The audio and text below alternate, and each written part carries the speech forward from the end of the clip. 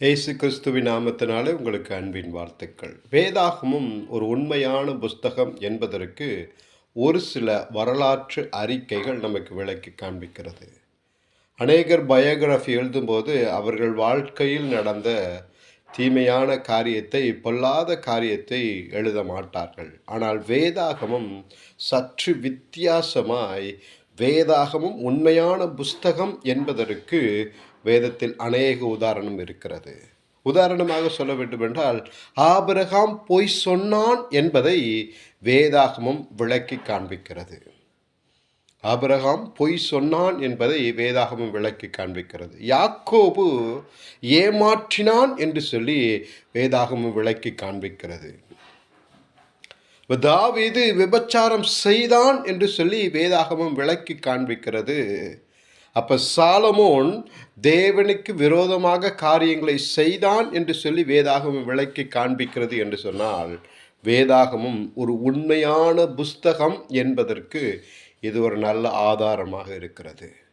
இன்றைக்கு நீங்களும் நானும் வைத்திருக்கிற வேதாகமும் இவைகள் எதற்காக எழுதப்பட்டிருக்கிறது என்று சொன்னால், நாம் எச்சரிக்கப்பட்டு இந்த காரியங்களில் ஈடுபடக்கூடாது என்பதற்காக ஆண்டவர் நமக்கு எழுதி வைத்திருக்கிறார்.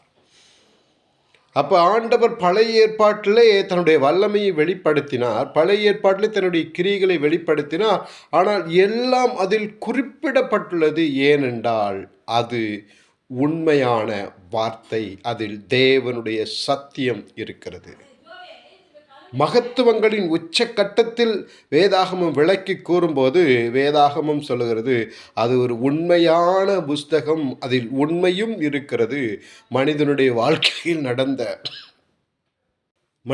வாழ்க்கையில் நடந்த தீமையான காரியத்தையும் வேதாகமம் விளக்கி காண்பிக்கிறது. அப்போது நம்முடைய கரத்தில் இருக்கும் வேதாகமம் அது சாதாரணமான புஸ்தகம் கிடையாது.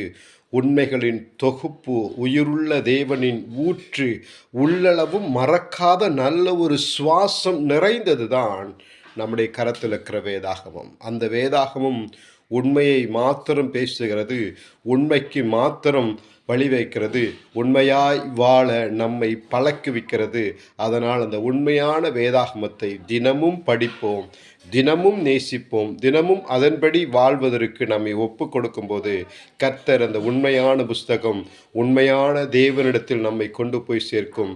அந்த தேவன் நம்மை எப்போதும் கைவிட மாட்டார். God bless you. இந்த உண்மையான புஸ்தகத்தை படியுங்கள், நேசியுங்கள், கற்பியுங்கள், கற்றுக்கொள்ளுங்கள், பிறருக்கு கற்றுக் கொடுங்கள். ஆண்டவர் உங்களை ஆசீர்வதிப்பார். God bless you.